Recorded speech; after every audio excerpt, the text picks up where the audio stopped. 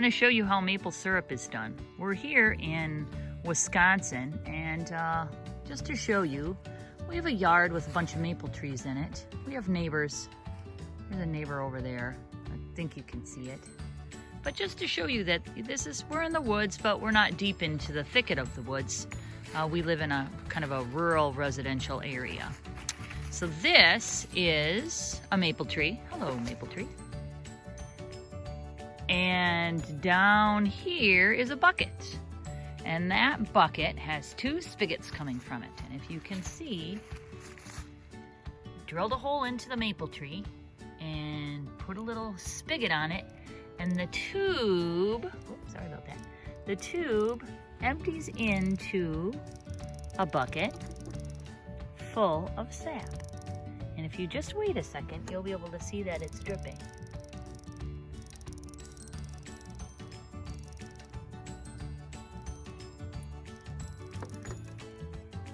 This is the same kind of system, except that there's a bag hanging from the tree. It's just got a metal top and a blue bag. Sometimes you see these when you drive by neighborhoods. And if you look, there's the spigot coming from the maple tree, and there's the sap running from the tree.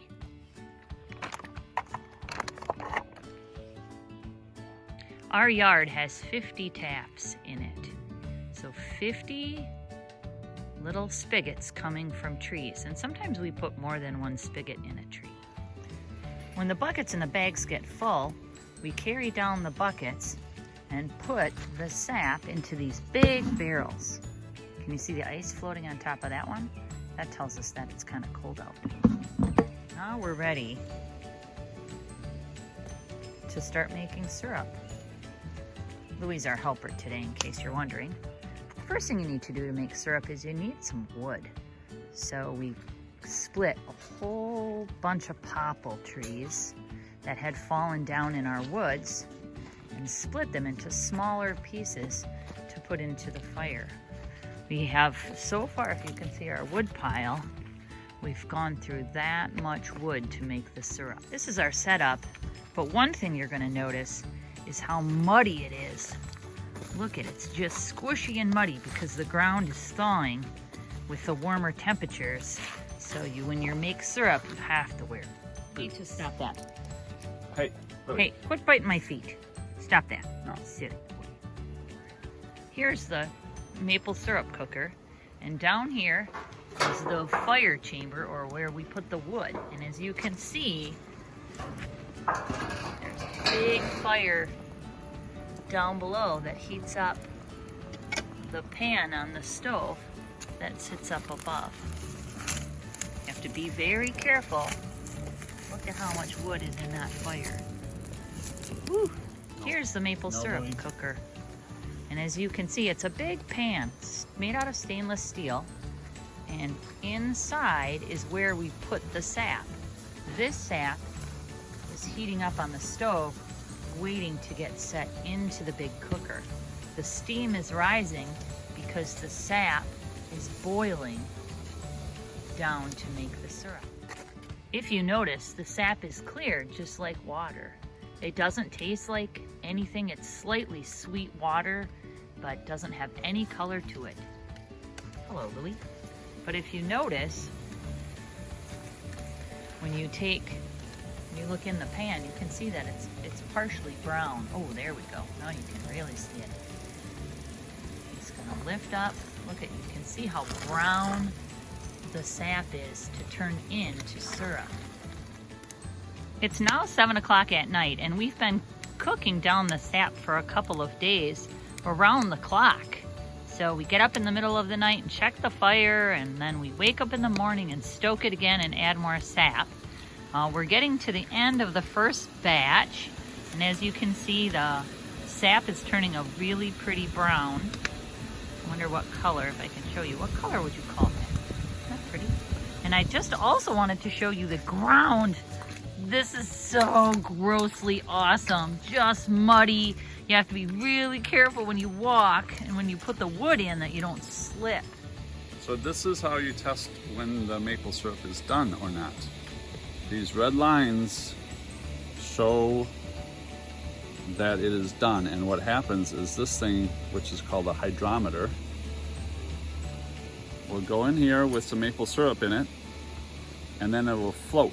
And when it floats, when it's this high, because it says hot test 211 degrees Fahrenheit, then it's syrup, and you take it out of the pan. So we're gonna do it right now and see where we're at. Ooh, that's hot.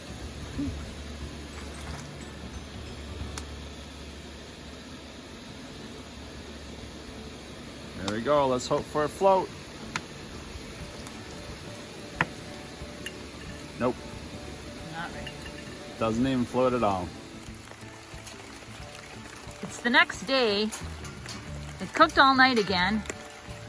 And now it's pouring rain. So you can see that we set up a piece of metal corrugated tin on top of the syrup pan to protect the syrup. And check it out. We're gonna bring out the hydrometer and check it. I wish you could smell it. It smells like super sweet pancakes. Okay, here we go. We're gonna test to see if the hydrometer will float up to that red line up there. That red line right there. That's what we're shooting for. You want it to float first and then see if it gets all the way up to the red line. It's floating. Ooh, bring it a little closer. It's floating, but it's not to that red line. What happens if it's not to the red line? Then it's going to be too thin and it won't be actual syrup. Well, it will be syrup, but it'll just be really thin syrup. And if it goes too much, then it'll burn. And it'll burn and stick to the pan, and the pan will be lost. I have to buy a new pan. Okay, let's check it again. It's looking good. Look at the little bubbles. It's dark.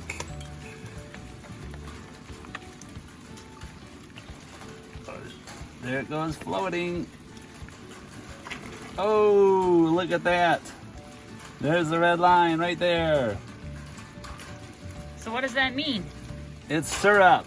Woo! Pancakes Yay! tomorrow! Woo! Okay, so there is a tap that the syrup is pouring into, and it's going through a filter to filter out the sticks and the other things that are in the sap bucket. Look at that syrup. The last step in the process is to run it through a filter before we bottle it in the jars. The filter helps to get out the nasty things that were in the sap pan, like sugar sand and maybe some twigs, bugs. There you have it. And that's the story of maple syrup.